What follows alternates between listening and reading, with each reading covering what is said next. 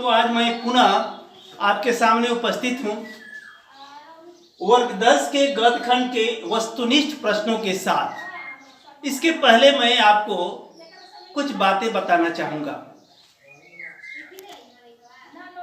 एक छात्र मुझसे पूछ रहे हैं कि जाति भारतीय समाज में स्वाभाविक रूप क्यों नहीं है।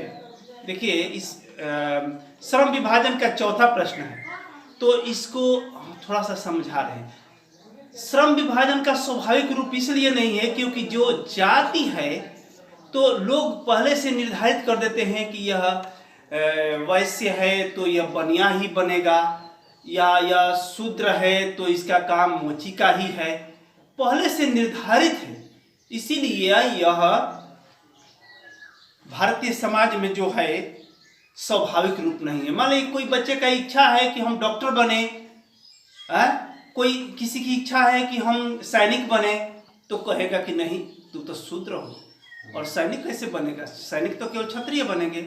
इसीलिए कहा जाता है कि जाति स्वाभाविक रूप नहीं है। बच्चों, मैं आपको थोड़ा सा इसके बारे में स्पष्टीकरण देना चाहता हूं। देखिए, उत्तर ऋग्वेद वैदिक काल में जो सिस्टम बनाया गया था श्रम विभाजन का, और श्रम विभाजन क्यों किया गया, कैसे किया गया, जिसमें दिया गया था जाति उसमें वैदिक काल में कि क्षत्रिय, वैश्य, ब्राह्मण, क्षत्रिय, वैश्य और शूद्र। अर्थात क्षत्रिय का काम था, ब्राह्मण का काम था वेदों का उच्चारण करना या पूजा पाठ कराना, क्षत्रिय का युद्ध करना या रक्षा करना, वैश्य का व्यापार करना, शूद्र का सेवा करना। लेकिन वैदिक काल में यह भी परंपरा थी कि यदि वैश्य सीमा पर जाकर के काम करता है, रक्षा करता है, तो वह क्षत्रिय बन जाएगा। यदि वह व्यापार करता है, यदि शूद्र व्यापार करता है, तो वह वैश्य बन जाएगा। उसे काम के आधारित था। लेकिन देखिए, वही मनुस्मृति क्या कर दिया, मनु जी जब वो बनाए जाति प्रथा को, तो उन्होंने निश्चित कर दिया एकदम कि नहीं, जो जिस जात में उत्पन्न हुआ है वही काम करेगा, दूसरा नहीं कर सकता है, उसको अधिकार नहीं है। तो चलिए बच्चों, आपको उम्मीद है कि आप समझ गए होंगे। आपको कुछ वस्तुनिष्ठ प्रश्न मैं पढ़ रहा हूं, आप इसका जवाब लिखिएगा, बताइएगा अपने होमवर्क में।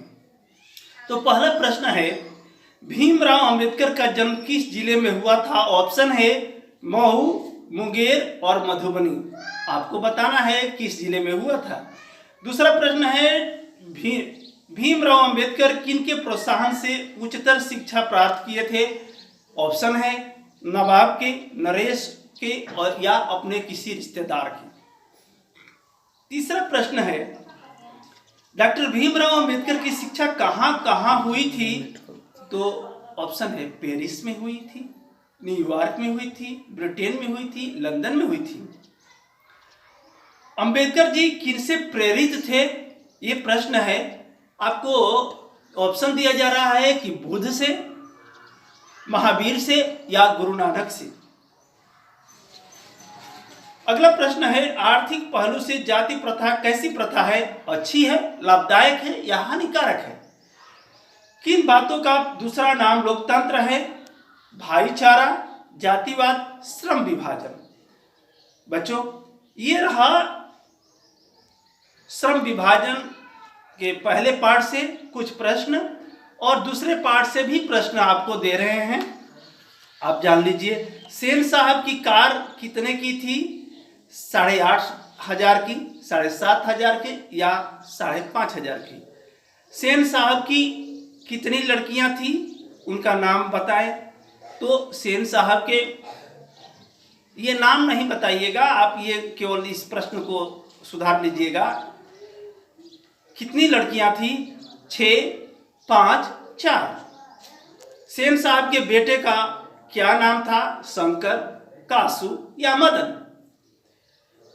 मिस्टर एवं मिसेज अपने बेटियों को क्या सिखाया था, क्या करना है, क्या नहीं करना है, सब कुछ करना है। आप इन तीनों ऑप्शनों में से कोई आप उत्तर दीजिएगा। सेन साहब की गाड़ी को किससे खतरा रहता था? बेटियों से, बेटों से, बेटे से या मदन से?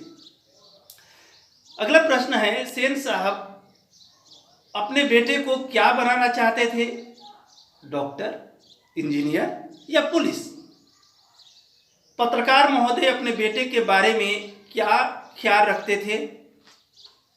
अपने पसंद का काम करे, मेरे पसंद का काम करे या अपनी माँ की पसंद का काम करे?